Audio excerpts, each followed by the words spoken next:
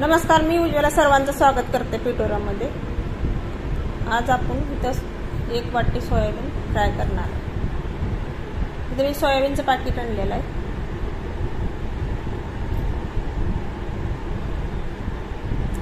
तर पाकिट कापून घेऊया आपण आणि सोयाबीन त्यातलं 1 वाटी काढणार आहे।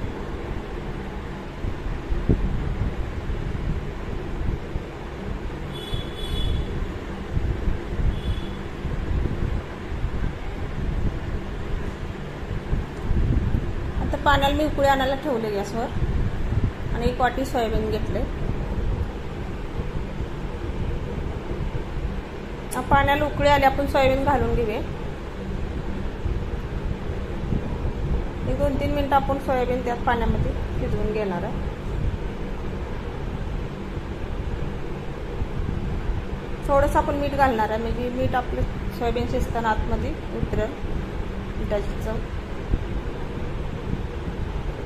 आता आपण वरून पण टाकणार आहे, पण वरून टाकलं वरूनच लागेल, आतमध्ये जाणार नाही, म्हणून आपण पाण्यात घालू। तर सोयाबीन चांगलं पाण्यामध्ये शिजून निघले, काढून घेऊ।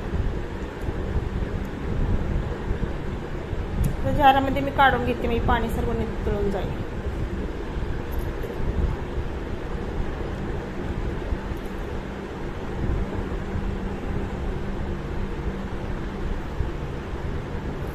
खूपच टेस्टी सोयाबीन होते बघा।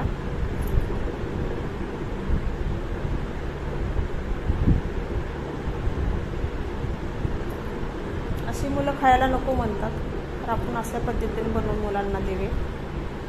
1 चमचा मी गरम मसाला घातलाय, धना पावडर घातले 1 चमचा, अर्धा चमचा मी हळद घातले,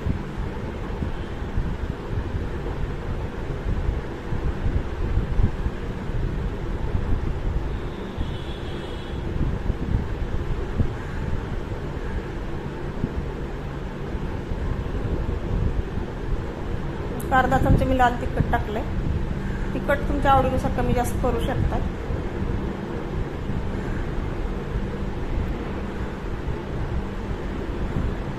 चवीनुसार मीठ घालूया। आपण पहिलं पण मीठ घातलं होतं, आणि त्याला आपण थोडंसं घालतोय, आता चवीनुसार घालायचं।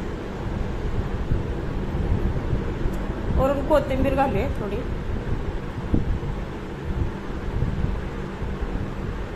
सर्व मिक्स करून घेऊया। सर्व मिक्स करून घ्यायचं, म्हणजे आपल्या सोयाबीनला चांगलं लागलं पाहिजे।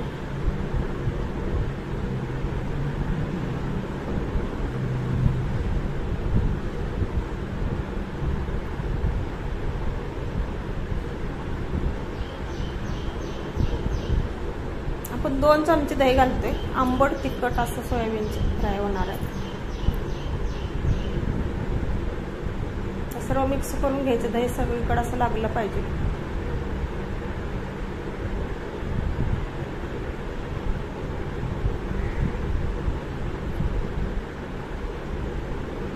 तर मी तांदळाचं पीठ घेतलंय, तुम्हाला मक्याचं पीठ घ्यायचं असलं तर तुम्ही मक्याचं पण वापरू शकता।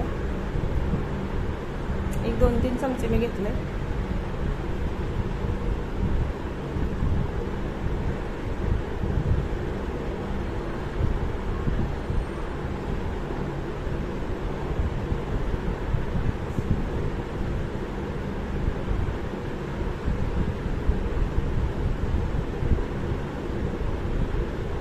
हाताने मिक्स करायचं, सोयाबीनला कोटिंग सर्वीकडे लागते।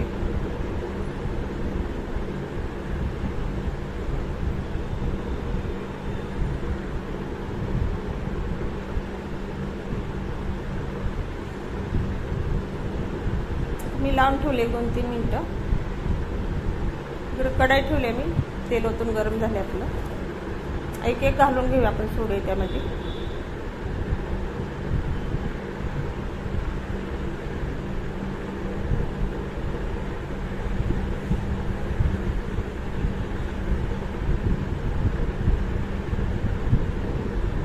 रेसिपी आवडली लाईक करा, बेल आयकॉन बटन दाबा।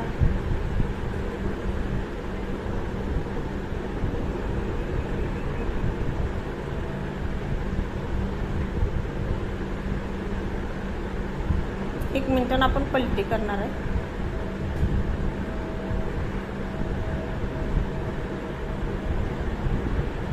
हलवर करून घ्यायचं, वरती खालती करायचं असं आलटून पालटून.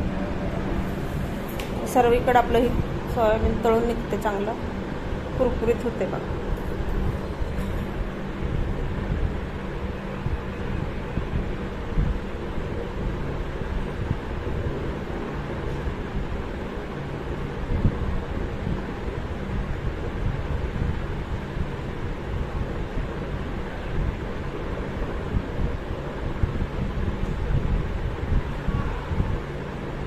परत एकदा सोडूया आपण दुसरी बॅच.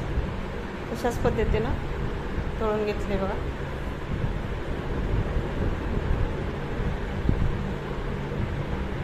अशा पद्धतीने मी सर्व सोयाबीन तळून घेतले. कलर तर अप्रतिम आलाय, खूप सुंदर दिसायला दिसते. वरून कोथिंबीर घालून डेकोरेशन बघताच मी बघा किती खाऊशी वाटणारा हा सोयाबीनचा पदार्थ आहे. तुम्ही सॉस संग पण खाऊ शकता.